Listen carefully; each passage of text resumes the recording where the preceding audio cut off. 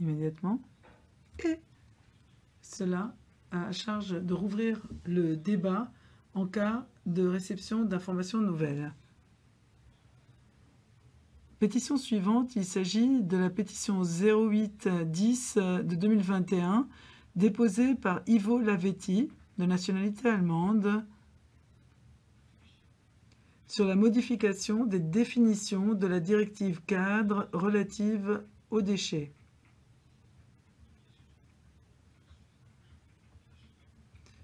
Au titre de la procédure, nous allons en tout premier lieu donner la parole au pétitionnaire pour 5 minutes.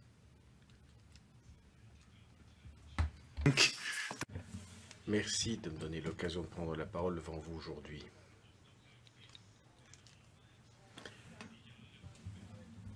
Pendant 30 ans, j'ai travaillé dans le recyclage. J'ai participé à la taxonomie en 5 étages des déchets. Et malheureusement, selon moi, ni au sein du Parlement européen, ni au sein de la Commission européenne, personne n'a la moindre idée concrète de la façon dont cette hiérarchie des déchets doit être transposée dans la pratique. Il y a un manque de compréhension totale. Éviter les déchets n'est pas en tête de la hiérarchie des déchets. Éviter les déchets, c'est une mesure du régime des produits, tandis que la hiérarchie des déchets, quant à elle, correspond au considérant 31 de la directive 4 sur les déchets, c'est-à-dire la façon dont on traite des déchets et des flux de déchets. En d'autres termes, avant qu'on puisse traiter les déchets, il faut qu'il y ait des déchets. Et c'est en traitant ces déchets pour être recyclés ou retraités que l'on peut arriver à quelque chose. Si on veut utiliser ce qui a déjà été utilisé, je n'évite pas la production de déchets. Je n'évite pas que l'on produise des déchets. J'évite que les déchets qui ont été produits ne puissent être recyclés. Je veux réduire en fait le volume des déchets produits. Donc il y a 2 champs d'action. Il y a les mesures pour éviter la production de déchets dans le cadre du régime des produits. Et d'un autre côté, une fois que les déchets existent, il y a une hiérarchie des déchets pour le retraitement ou le recyclage. Et vous avez une hiérarchie en 3 étapes qui a été remplacée par une hiérarchie en 5 phases, mais c'est exactement la même chose que quand il y en avait 3. C'est-à-dire, on ramasse les déchets et on les recycle. Mais si on détruit les déchets, on ne peut plus les recycler. Lors de la dernière modification du 15A, on dit qu'il faut préparer au recyclage et au retraitement. Mais ici, il n'y a pas, si vous voulez, une égalité de traitement.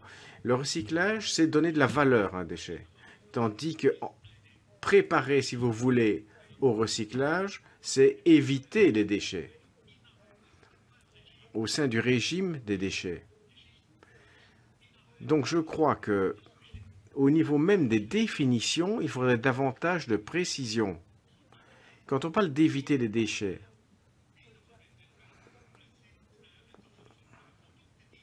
les produits qui peuvent être retraités sont des produits qui ne sont pas considérés comme des déchets pour moi. Ce ne sont donc plus des déchets, mais des matières premières. Donc éviter, si vous voulez, les déchets en tête de hiérarchie, en tête de taxonomie, ça empêche, si vous voulez, la création de matières premières.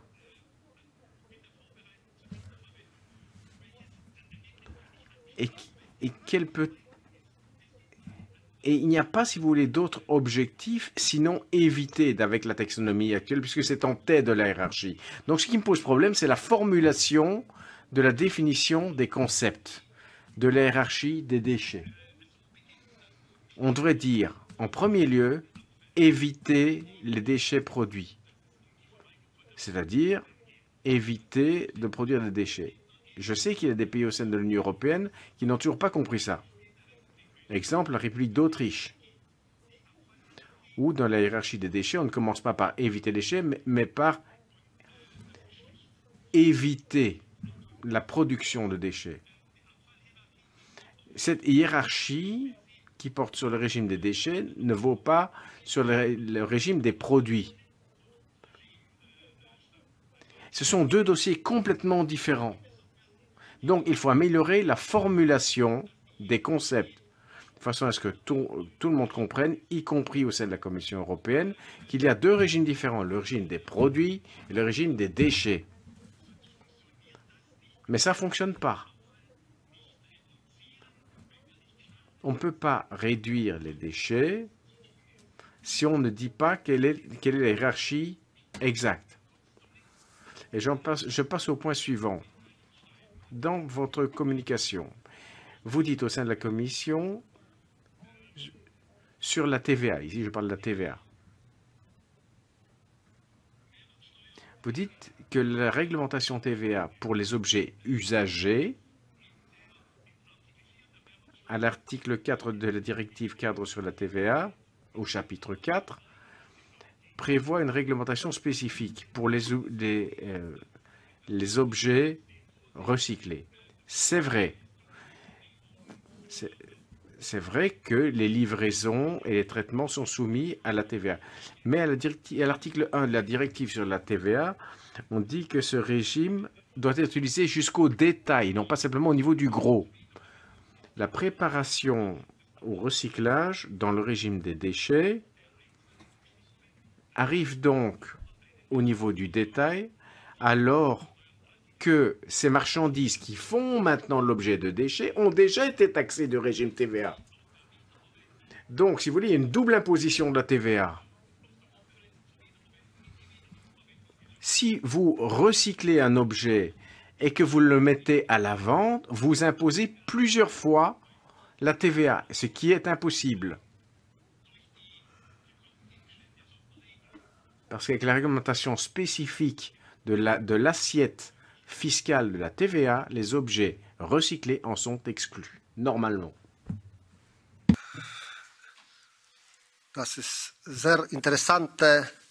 C'est très intéressant. Très, très intéressant, ça. Cette petite polémique germano-autrichienne. Très bien. Il est grand temps pour nous d'écouter le représentant de la Commission européenne. Honorable members, ladies and gentlemen. Monsieur le Président, Mesdames, Messieurs, le pétitionnaire pense que la réparation, le recyclage sont des activités qui n'interviennent qu'à échelle limitée au sein de l'Union européenne. Et cela au regard de la directive déchets de 2008 et la Commission, le pétitionnaire demande donc que la Commission repense et remanie ces définitions. Alors, donner des déchets ne doit pas être assujetti à la TVA pour ce qui concerne les biens d'occasion. Et le pétitionnaire pense qu'il faut récupérer autant de déchets que possible. Au titre de l'article 3.12 de la directive, la prévention intervient avant qu'un article ne se transforme en déchet. Alors, cette question est très complexe et les obstacles sur la voie de l'activité des déchets ou du traitement des déchets ne disparaissent pas du seul fait de la modification des définitions figurant dans la directive. La Commission a des programmes de gestion des déchets spécifiques depuis 2013, amendés depuis 2018, et cet amendement renforce les dispositions sur la prévention des déchets et il s'agit de stimuler la prévention de la production des déchets dans le cadre de ces programmes. Elle encourage les États membres à prendre des mesures qui font la promotion de la réparation et de la réutilisation des produits. Dans la revalorisation des produits, il nous faut des stratégies ainsi que des instruments pour revoir à la hausse l'utilisation de ces produits au sein de l'Union. L'on prévoit également une annexe pour présenter des meilleures pratiques aux États membres dans le cadre des exemples ou des illustrations de réutilisation dans les États membres. Dans le respect du principe de subsidiarité, il appartient aux États membres de décider des mesures clés qu'ils adopteront dans leur État membre. L'Agence européenne de l'environnement supervise les progrès engrangés dans la mise en œuvre de ces programmes et ces rapports sont disponibles sur le site de l'agence. Nous nous devons de donner du temps aux États membres pour mettre en œuvre les dispositions découlant de l'amendement de 2018 et superviser l'impact du dit amendement. De même, pour une politique à venir, la prévention demeure d'une importance cardinale pour la Commission car la réduction de la génération des déchets fait l'objet d'un plan d'action de la Commission présenté en mars 2020.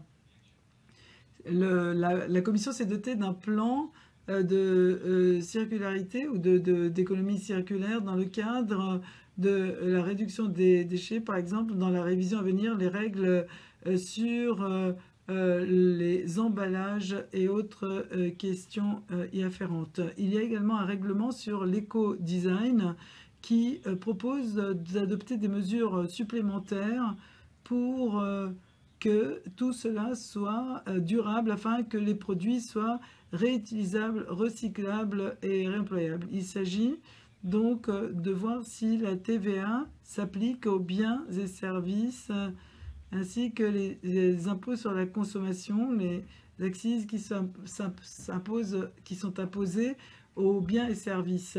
Alors, cette TVA, ça s'imposera à toutes les étapes des échanges et cela reflètera la marge du commerçant. Si une activité économique concerne une personne contribuable ou imposable, eh bien, cela sera pris en compte. En conclusion, et comme cela a été expliqué lors d'un échange et d'une correspondance préalable avec le pétitionnaire, la prévention de la génération des déchets est une priorité pour la Commission et un pilier du nouveau plan d'action circularité ou économie circulaire.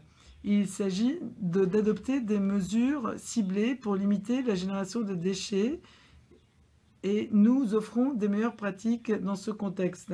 Dans le contexte du principe de subsidiarité, il appartient aux États membres de décider des mesures qui seront les plus à même à avoir de bons résultats dans leur État membre. Un amendement a été adopté en 2018 et dans le cadre des mesures annoncées dans le plan d'action économie circulaire, la Commission se penche sur les voies et moyens de limiter la génération des déchets tels que les emballages et autres. Merci. Thank you. My question. Merci, monsieur, le représentant de la Commission. Alors, je pose la question à mes collègues députés. Souhaitent-ils prendre la parole? Oui, monsieur Canev et puis madame Elmar. Merci. En toute brièveté, au nom de Alexander Benhover, notre rapporteur, je voudrais remercier le pétitionnaire d'avoir porté cette question importante à notre attention. Et je voudrais vous informer de l'initiative dans le cadre du plan d'action économie circulaire de la Commission qui se penche sur les voies et moyens de stimuler davantage l'économie circulaire. En outre, au sein du Parlement européen, nous avons voté favorablement pour le plan d'action économie circulaire. Donc toutes les questions soulevées par le pétitionnaire sont des questions prioritaires qui restent ouvertes au sein de notre programme d'action, ce qui signifie que la pétition aussi devrait être maintenue ouverte puisqu'elle comporte des questions importantes. Je propose donc de maintenir cette pétition ouverte. Le président, merci. en bulgare.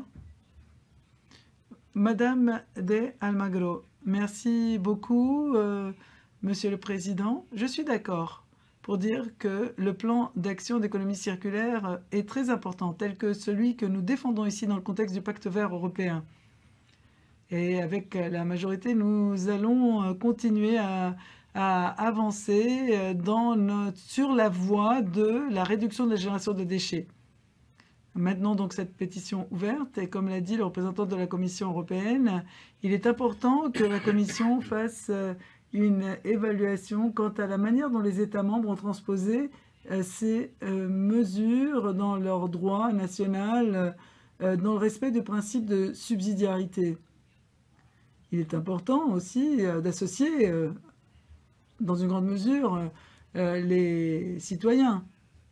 Le pétitionnaire est invité à faire valoir son droit de participation auprès de la Commission et nous faisons en permanence la promotion et dans le cadre de ce débat, nous pourrions partager cela avec la Commission parlementaire de l'environnement et aussi avec la Commission européenne pour maintenir cette pétition ouverte et continuer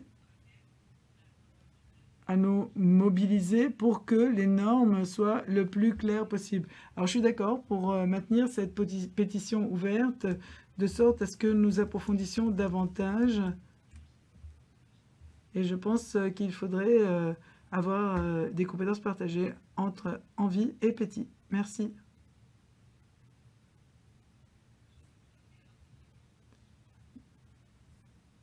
Madame Miranda. Merci, je constate que vous êtes polyglotte, Monsieur le Président. Bravo. Dankeschön.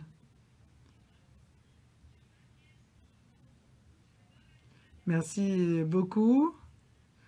Merci beaucoup aux pétitionnaires, car si nous n'avions pas des citoyens qui s'intéressaient à l'évolution de nos dispositions législatives, eh bien peut-être que nous ne serions pas aussi actifs politiquement. C'est vraiment très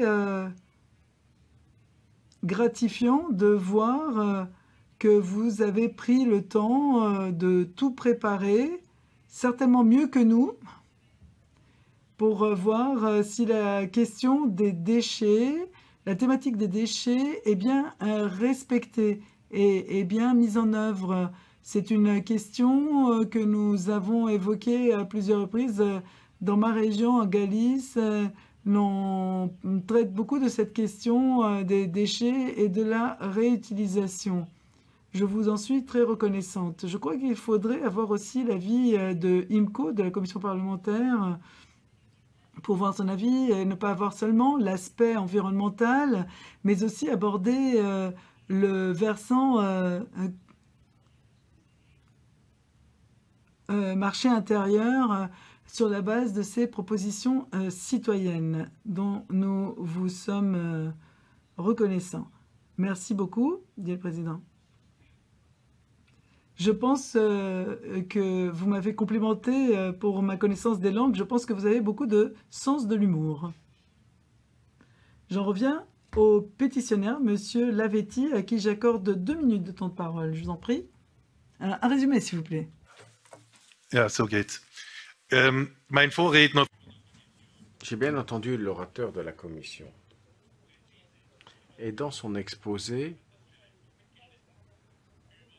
il a parlé d'éviter, enfin il n'a pas parlé d'éviter les déchets.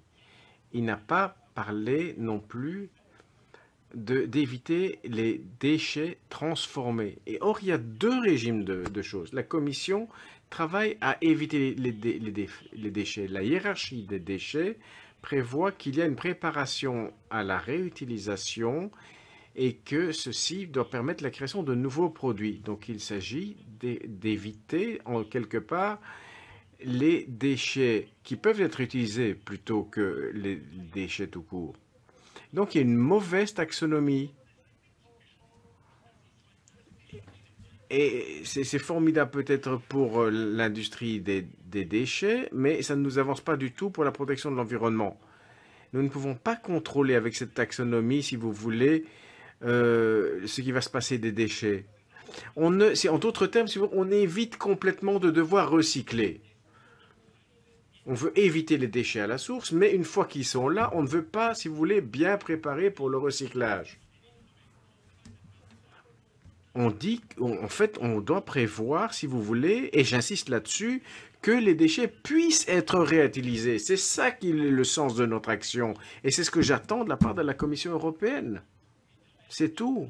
Et pour la TVA, avec la directive sur le système TVA, c'est exactement la même chose. Bien sûr, il faut que les produits soient fiscalisés, mais pour les objets qui sont usagés, il y a une réglementation spécifique qui prévoit que l'objet en tant que tel ne fait plus partie de l'assiette taxable.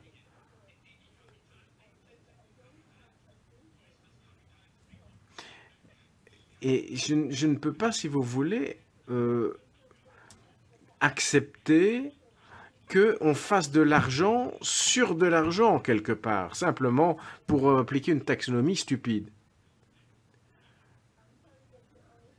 Merci. Alors, pour la conclusion, chacun propose de poursuivre notre travail par rapport à cette pétition et ma conclusion est donc de maintenir cette pétition ouverte. Je vous remercie. Nous allons à présent passer à la pétition suivante. 0011.